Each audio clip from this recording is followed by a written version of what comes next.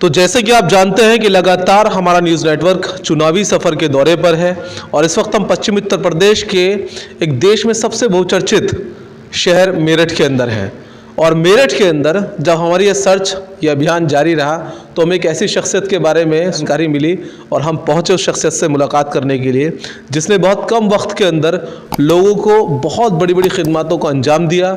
और हमने प्रैक्टिकली देखने के लिए उनके चैरिटेबल पर पहुंचे कि किस तरह से उन्होंने अपने चैरिटेबल पर लोगों की जो है स्वास्थ्य सेवाएं दी, या किस तरह से उन्होंने जो है आवाम के अंदर अपना एक रसूख बनाया, या कैसे उन्होंने आवाम के गरीब तबके के लोगों की तकलीफ़ों को समझकर उनको सुकून पहुंचाने का काम करा अपनी ज़िंदगी के अंदर। इन तमाम चीज़ों से अलग हटकर जो सबसे अहम मुद्दा है कि वो हमेशा अग्रसर रहते हैं राजनीतिक स्तर पर भी कौम के नुमाइंदगी के लिए। तो ऐसे कौम के नुमाइंदे से हम आपको रूबरू कराना चाहते हैं। तो बहुत बहुत खैर मकदम है आपका। आपका पूरा नाम क्या हुआ ज़रा हमारे? जी, मेरा नाम हाजी मोहम्मद अफजाल है। मैं मेरठ निवासी हूँ, मेरठ का रहने वाला हूँ। अच्छा अफजाल साहब, हमने आपके विषय में काफ़ी कुछ बताया, लेकिन जो हमने देखा कि आपके तमाम कारोबार के साथ, ये तमाम खिदमतों के साथ आपका हमेशा से एक जुनून रहा है राजनीतिक नुमाइंदा बन के रहने का, लोगों का प्रतिनिधि बन के रहने का, लोगों की खिदमत करने का, राजनीति के अंदर भी। उसकी शुरुआत कहाँ से हुई और वो जहन कैसे बना, वो उसके बारे में ज़रा शॉर्ट में बताएं, फिर अगला सवाल। देखिए, आप आज राजनीति का जो स्तर है वो इस कदर ख़राब गिर चुका है कि अगर हम आज़ादी के दीवानों की बात करें तो अगर वो सोचेंगे तो इस आज़ादी के बारे में उन्होंने सोचा था।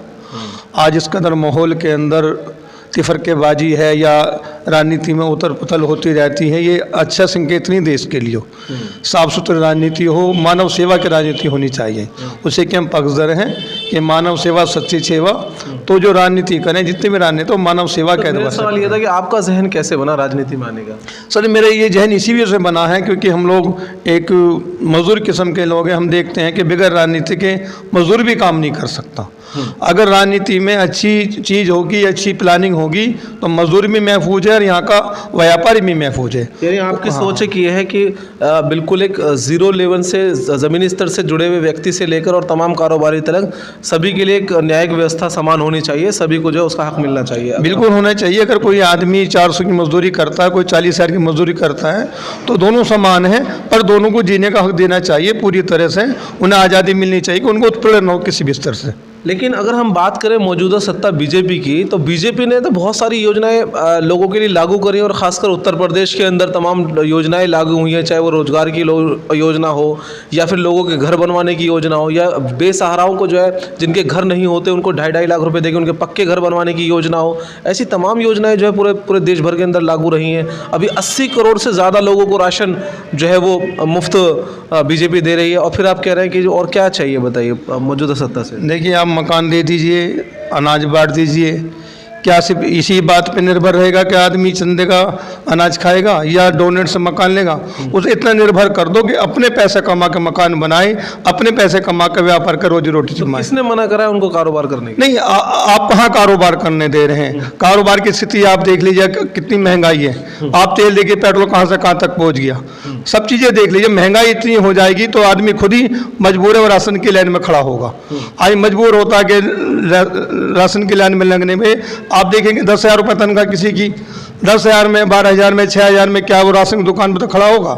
आप मजदूर की मजदूरी बढ़ाइए, व्यापार का व्यापार बढ़ाइए। जो महंगाई है, गवर्नमेंट को महंगाई पर तवज्जो करनी चाहिए, ना कि 80 लाख लोगों को या 80 करोड़ लोगों को आप जो राशन दे रहे हैं उसे ना दे के महंगाई को कंट्रोल करा जाए। लेकिन अफजाल साहब, अगर हम बात करें अपने पड़ोसी मुल्कों की, बांग्लादेश की या पाकिस्तान की, तो हमारे से कहीं ज़्यादा गुना महंगाई उन देशों में है, क्योंकि तो नेशनल क्राइसिस है ना, इंटरनेशनल क्राइसिस है। इंटरनेशनल क्राइसिस की वजह से महंगाई बढ़ती है। आपका क्या मानना है? जब हमारे यहाँ आबादी ज़्यादा है तो हमारे काम करने वाले भी ज़्यादा हैं। उन मुल्कों की आबादी कितनी है? हमसे 4 गुना कम है। तो उन लोगों को हम अपने से पैर न करें। हम कमाने वाले ज़्यादा हैं, काम करने वाले ज़्यादा हैं, तो हमारे यहाँ तो महंगाई कम होनी चाहिए थी। या उल्टा है, कमाने वाले ज़्यादा हैं फिर भी महंगाई ज़्यादा है। तो जितने भी लोग हमारे 140 करोड़ हैं, इन्हें व्यापार में लगाया जाए, कारोबार में लगाया जाए, इन्हें नौकरी दी जाए, ना कि मुफ्त राशन बांटा जाए। बहुत बहुत अच्छा आपके साइड से जवाब है इस बात का कि वाकई, क्योंकि एक उदाहरण हम भी इस बात में कहना चाहेंगे क्योंकि सबसे ज़्यादा जो है एक बहुत अच्छी अफजाल साहब ने बात कही। और मैंने अपनी मुझे याद नहीं, शायद 6-7 महीने पहले मैंने एक वर्ल्ड क्राइसिस के ऊपर एक न्यूज़ बनाई थी, जिसके अंदर मैंने कहा था कि जब देश के अंदर सिनेरियो चला रहा था कि 2 बच्चों से ज़्यादा अगर किसी के होंगे तो उनको अधिकार नहीं दिया जाएगा। तो मैंने एक न्यूज़ चलाई थी जिसमें मैंने कहा था कि चीन की अर्थव्यवस्था हमसे कहीं ज़्यादा मजबूत है और चीन आज भी नंबर 1 है आबादी में। अभी आप देख रहे हैं कि लोकसभा का चुनाव पूरे देश के अंदर बिगुल बज चुका है और आपने भी हमेशा लोकसभा के माध्यम से लोगों की आवाज़ उठाने के लिए, लोकसभा तक पहुंचने की हमेशा से आपका प्रयास रहा है। तो क्या हाजी जी, हमारा एक सवाल, क्या इस बार भी आपका ये प्रयास रहेगा? बिल्कुल, मैं लोकसभा इलेक्शन लड़ूंगा और उम्मीद है कि हम जीतेंगे भी। आपके पूरी कोशिश करेंगे कि लोकसभा इलेक्शन लड़ना है मुझे। और मैं तो ये भी चाहता हूँ, क्योंकि भारतीय जनता पार्टी आज सत्ता में है और वो कहते हैं 400 के पार। हम तो कहते हैं जो सीटें वो हार रहे हैं मुसलमानों को दे देनी चाहिए उन सीटें। हाँ, जो सीटें वो कह रहे कि हम 400 जीतेंगे और उसके बाद बच रही हैं, जो भी सीट हारते हैं वो मुसलमानों को सद्भावना के तहत दे देनी चाहिए, जिससे मुसलमानों को भी ये लगे कि बीजेपी में सत्ता में लाना चाहती। हमें राशन के ऊपर और मकानों को ऊपर ना रखा जाए, हम लोगों को भागीदारी में भी रखा जाए, जितने हमें छोटे छोटे आदमी को यकीन हो जाए कि बीजेपी हमें साथ लेकर चलना चाहती। लोकसभा में अपने साथ रखे, विधानसभा में साथ रखे, हर जगह साथ रखे, हर आम आदमी को लगेगा। अफजल भाई, हमारे जब बीजेपी के मंत्रियों से इस सवाल का हमने पूछा तो एक बड़ा अजीबोगरीब जवाब आया, और हम अजीबोगरीब भी नहीं कह सकते, ये बात हमारे एनालिसिस में भी है कि आपको किस आधार पर बीजेपी सत्ता में लेकर आए। आपकी वोट परसेंटेज बीजेपी के साथ नहीं होती, आपके असदुद्दीन ओवैसी जो है, भाईजान जो है, वो हमेशा जहर उगलते हैं बीजेपी के खिलाफ। जिस राज्य में जाते हैं वहाँ मुसलमानों को भड़काने का काम करते हैं, इस तरह का आरोप लगता रहता है। तो ऐसे में फिर भी आप उम्मीद करते हैं कि बीजेपी आपको भागीदार बनाए? क्या बीजेपी के सारे नेता सही बोलते हैं? क्या वो भी भड़काऊ भाषण नहीं देते? तो इन लोगों में होता रहता है, राजनीति में कोई कुछ कहेगा, कोई कहेगा। इसका मतलब ही नहीं किसी भाई को छोड़ दिया जाए। अगर घर के अंदर 4 भाई कोई गलत बोल रहा है तो 3 को गला घोट जाए। ये 80 करोड़ जो मुसलमान 30 करोड़ लोग रहते हैं, इनमें सब ऐसे हैं जो बीजेपी को वोट करते भी हैं, बीजेपी के साथ भी रहते हैं। अगर इन्हें भागीदारी दी जाएगी तो उम्मीद है कि आने वाले टाइम पे इनके साथ चलेंगे। अच्छा, बीजेपी के समर्थन में बिल्कुल साफ नजर आएंगे। और देखिए, एक बात और भी है कि पहले तकरीबन 3% वोट बैंक हुआ करता था बीजेपी के पास, मुस्लिम वोट बैंक, लेकिन अभी के टाइम में 8% लगभग, यानी कि 5% की बढ़ोतरी भी हुई है बीजेपी की। तो अच्छा, किस तरह से लोकसभा का सिनेरियो देख रहे हैं आप? पूरे देश के अंदर जो एक गठबंधन हुआ, इंडी गठबंधन हुआ, अभी इंडी गठबंधन के क्या खस्ता हालात है, तो क्या लगता है कि आपको सत्ता में कोई परिवर्तन आएगा या सत्ता बनी रहेगी? आपका पर्सनल ओपिनियन लोकसभा से एक नागरिक की तरह। देखिए, पर्सनल जो लोग मेहनत करते हैं वो भी मेहनत कर रहे हैं। जाहिर बात है कि बीजेपी आज ताकतवर में है, पर इस बात की भी नाउम्मीदी नहीं होनी चाहिए कि बीजेपी सत्ता से बेदखल ना हो सकता है कि पल्ला भारी उधर हो जाए। अभी आपके बकौल औरों के बकौल भी कि मुस्लिम तो नहीं देते बीजेपी को वोट, मुस्लिम वोट और दूसरे बाकी वोट अगर जुड़ जाता है एक जगह तो बीजेपी को सत्ता से बेदखल करने में कोई देर नहीं लगेगी। अच्छा हाजी जी, जब आपने यहाँ पर ये तमाम संगठन बनाए, क्योंकि आप काफ़ी सारे संगठनों से जुड़े हुए हैं, आपकी खुद की भी तंजीम है, ज़रा उनके विषय में बताएं, ज़रा कुछ तंजीमों के बारे में जो आप, जिन तंजीमों के माध्यम से आप लोगों को सेवाएं दे रहे हैं। देखिए, मैं तो नागरिक सेवा संस्था के नाम से चलाता हूँ और मेरा मानना ये है कि जब मानव सही रहेगा तो संस्थाएं भी चलती हैं, राजनीति भी चलेगी।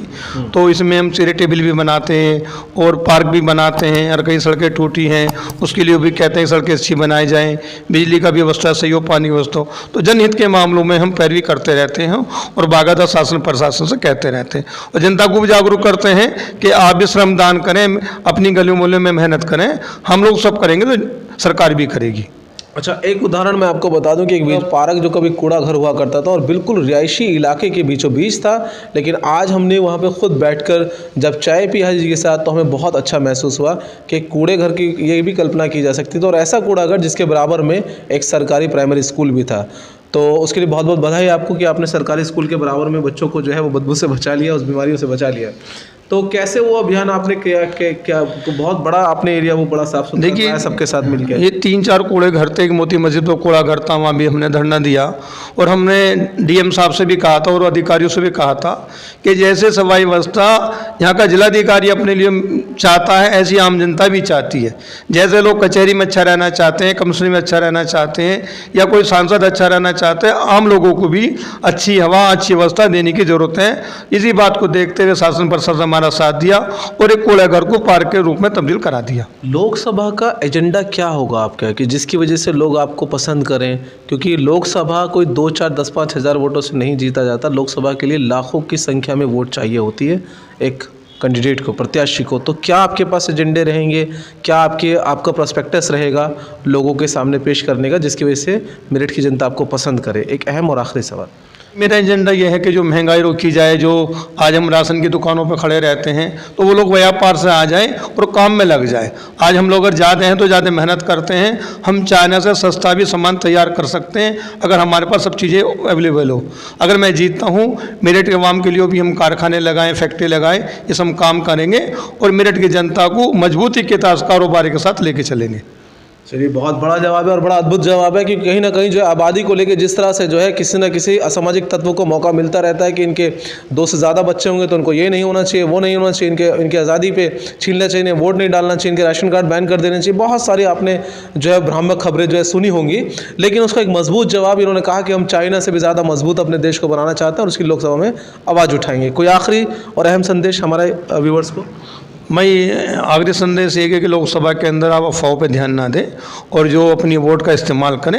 हर आदमी वोट डाले, चाहे किसी भी वोट दे, वोट जरूर दे। चलिए, कैमरा पर्सन तौहीद अंसारी के साथ मैं पत्रकार फुरकान सलमानी, मेरठ।